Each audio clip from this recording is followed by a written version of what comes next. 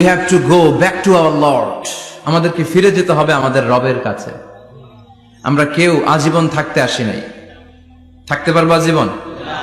দাদা চলে গেল, বাবা চলে গেল, মা চলে গেল, মামা চলে গেল, খালু চলে গেল, এরপর আমাদের টনক নড়ে না, তাই না? পাগল পড়া হয়ে আছে এই পৃথিবীর জন্য। মরতে যে হবে এটা ভাববার সময়টুকু আমাদের নেই। আমরা ব্যস্ত আমাদের ক্যারিয়ার নিয়ে, আমাদের লাইফ নিয়ে, আমাদের সমাজ নিয়ে, আমাদের ফ্যামিলি নিয়ে, আমাদের সন্তান আর সম্পদ নিয়ে আমরা super busy. We are leading a very super busy life. We don't have even a single time to think about death. মৃত্যু নিয়ে ভাবার একটা মুহূর্ত আমাদের নাই। কিন্তু পৃথিবীর সবচাইতে সুনিশ্চিত বিষয় হচ্ছে মৃত্যু, ঠিক কিনা? The most certain thing in our life is death.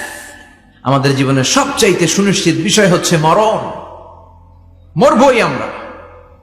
And the most uncertain thing in our life is the time of death. আর আমাদের জীবনের সবচেয়ে অনিশ্চিত বিষয় হচ্ছে মৃত্যুর সময়। আমরা জানি না। মরবো যে এটা জানি, জানেন না? কিন্তু কখন মরবো এটা জানি? এই সূরাটা আপনারে এই জিনিসটা জানান দিতে এসেছে যে দুনিয়ার সম্পদ, লোভ, লালসা এগুলো নিয়ে পড়ে থেকো না। এই যে আমাদের ফ্যামিলি, আমাদের বাচ্চা কাচ্চা, আমাদের এত টাকা পয়সার হিসেব, মাস শেষে বাড়ি ভাড়া, গ্যাসের বিল, এটা সেটা, আপনি কি মনে করছেন যে আপনি চলে গেলে এগুলো থেমে থাকবে? কিছুই থেমে থাকবে না, সব চলবে আগের মতো, থাকবেন না আপনি। এজন্য শাহাদাত ফয়সাল ওনার ফেসবুকে সর্বশেষে লিখে গিয়েছিল, আমি হীন দুনিয়া, মানে এমন দুনিয়া যেটাতে আমি নাই। সব চলে, সকাল গড়িয়ে বিকেল হয়, শীত শেষে গ্রীষ্ম আসে, দিন শেষে রাত নামে, সব চলে, নাই শুধু আমি। চিল্লায় বলেন ঠিক কিনা? তো এজন্য এগুলি একটু ভাবেন। অনেক ব্যস্ত আমরা। এই দুনিয়ার পুরো জীবনটা এটা হচ্ছে লালসাময় একটা জীবন। লোভ, মরিচিকা, মায়াজাল, এই মায়াজালে আমরা আটকে আছি। ফলে মৃত্যুর কথা আমরা ভুলে গিয়েছি। পাগলের মতো ছুটছি, আরো টাকা লাগবে, আরো খ্যাতি লাগবে, আরো যশ লাগবে, আরো দাপট লাগবে আমার। এত টাকা দিয়ে কি হবে? এত সম্পদ দিয়ে কি হবে? এত ব্যস্ততা দিয়ে কি হবে তোমার? স্টপ, থামুন, অনেক হয়েছে, আম্মা থামুন। Take a rest, take a breath and think about death. Think that you have to go back to your Lord. একটু বসেন না, একটু ভাবেন যে আমাকে চলে যেতে হবে, চলে যেতে হবে। এই কোলাহল, এই ব্যস্ততা এগুলো থাকবে, থাকবো না আমি। সাইয়েদনা ওমর ফারুক বলেছেন, মুতু ক্বাবলা আন তামুতু, মরার আগে একবার মরো। হাসিবু ক্বাবলা আন তুহাসাবু আলাইকুম, তোমার হিসাব নেওয়ার আগে তুমি একবার নিজের হিসাবটা করো না। কাগজ বের করে একটু লিখো না কি কি ভালো কাজ করছিলা, যেগুলো দিয়ে নাজাতের ওয়াসিলা হতে পারে। 1 2 3, আর কি কি আকাম কুকাম করছো দেখো না, লিখে দেখো তোমার অবস্থাটা কি। মরার আগে একবার মরো। মরার আগে খাটের মধ্যে শুয়ে শটান করে চোখ বন্ধ করে একবার মরার ভান করে দেখেন কেমন লাগে। চোখটা বন্ধ করেন আর ভাবেন আপনি নাই, কি কি হতে পারে ভাবেন। আপনার ছেলে মেয়েরা কান্না জুড়ে দিবে, আপনার প্রাণের স্ত্রী বিলাপ শুরু করে দিবে, বন্ধু বান্ধবের চিৎকার আর মাতম, স্থানীয় এলাকার মসজিদে ঘোষণা, অমুক এলাকার নিবাসী অমুক ভাই অমুকের ছেলে অমুক দুনিয়ায় নাই। সব আত্মীয়রা চলে আসবে, ফেসবুকে স্ট্যাটাস দেয়া হবে, সবাই সবাইকে জানাবে বিকাল 4টায় অমুক হাই স্কুল ময়দানে আপনার জানাজা। ছুটে আসবে, সবাই ছুটে আসবে আপনাকে শেষ বিদায় দিতে, গুড বাই জানানোর জন্য, আল ওয়াদা, বিদায় জানাতে আসবে সবাই।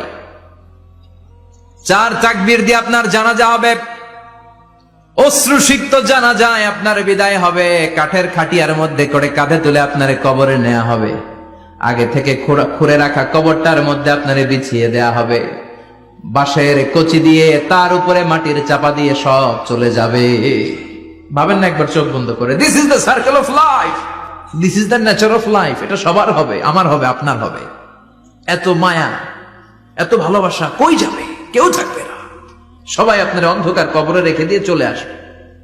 উপরে বাঁশের কঞ্চি, তার উপরে মাটির চাপা, অন্ধকার আর অন্ধকার। এই অন্ধকার যেন শেষ হতে চায় না, শুধুই অন্ধকার, ঠিক কিনা? এজন্য আমাদের চলে যেতে হবে। দাদা গেল, চাচা গেল, মামা গেল, আমাদেরকেও যেতে হবে, জোরে কোন ঠিক কিনা? একদিন মাটির ভেতরে হবে ঘরে মন আমার, কেন বন্ধ দালান ঘর, প্রাণ পাখি উড়ে যাবে পিঞ্জর ছেড়ে,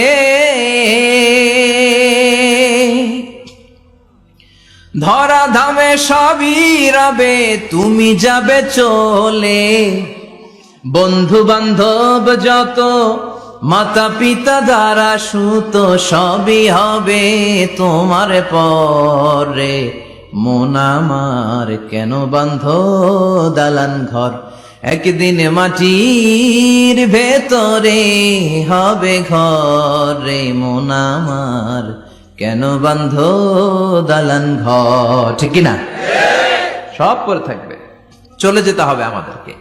এজন্য আখিরাতের কথা যেন আমাদের স্মরণ হয়। বিশ্বনবী বলতেন, নাহাইতুকুমান জিয়ারাতিল কবুর, আমি তোমাদেরকে কবর জিয়ারত করতে আগে নিষেধ করতাম, কিন্তু এখন নিষেধাজ্ঞা প্রত্যাহার করে নিলাম। এখন সব সময় তোমরা কবরের সামনে যাবা আর জিয়ারত করবা। কবরস্থানে জানতো একটু যাবেন, একটু গেলে আখিরাতের কথাটা স্মরণ হবে। ওখানে ছোট শিশুরা শুয়ে আছে, কিশোর যুবকরা আছে, আপনার মতো তাগড়া যুবক মুরব্বীরা আছে। এরা এই এলাকায় থাকতো, এরা আকাশ থেকে নেমে আসে না, এই এলাকার সন্তান আজ নাই। একটা সার্টেন পিরিয়ড শেষে আপনিও থাকবেন না। This is the nature of life, this is the circle of life. ছোট্ট শিশু হয়ে এসেছিলেন, শৈশব, কৈশোর, যৌবন, প্রৌঢ়ত্ব। আগে ছিলেন সিঙ্গেল, বিয়ে করে হয়ে গেলেন ডবল। এরপরে আল্লাহ আপনাকে একটা মেয়ে দিল, এরপরে মেয়েকে বিয়ে দিয়ে শ্বশুর হলেন, এরপরে ওই মেয়ের ঘরে সন্তান হতে নানা হলেন। আর কতদিন? অনেক দিন হলো তো, অনেক লম্বা সময় পেয়েছেন আপনি। Think about that. এবার যাওয়ার কথা ভাবেন, আখিরাতের সামানের কথা ভাবেন, ফিরে যেতে হবে। কি শক্তিশালী যুবক, বার্ধক্য চলে আসলে লাঠি ছাড়া চলতে পারে না। কুচকুচে কালো দাড়ি সাদা হয়ে যায়, দাড়ির শুভ্রতা, বয়সের ভার, রং ধরা যৌবন জং ধরে শেষ। ঠিক কিনা? This is the circle of life. যুবক ভাইরা, এটাই জীবন, চলে যেতে হবে, কেউ থাকতে পারবে না। ঠিক কিনা? এটা রিমাইন্ডার আল্লাহ এই সূরার ভেতরে দিয়েছেন যে তোমাদেরকে ফিরে যেতে হবে। এই লোভ লালসা ছেড়ে দাও। রব্বুল আলামিন বলেন, আলহাকুমুত তাকাসুর হাত্তা যুরতুমুল মাকাবির। ও গোলাম, দুনিয়ার সম্পদ, লোভ লালসা তোদেরকে পাগল বানিয়ে দিয়েছে। এই লোভ পাগলামি কোনোদিন তোদের থামবে না যতদিন না তোরা কবরে ঢুকবি। ঠিক কিনা? কার কথা? আল্লাহ বললেন, দুনিয়ার সম্পদ আর লোভ আর মোহে তোমরা গাফেল হয়ে গিয়েছো। আখিরাতের কথা বেমালুম তোমরা ভুলে গিয়েছো, কিন্তু আখিরাতে তোমাদের যেতেই হবে, কবরের বাড়িতে তোমাদের ঢুকতেই হবে। ঠিক কিনা? যেতেই হবে।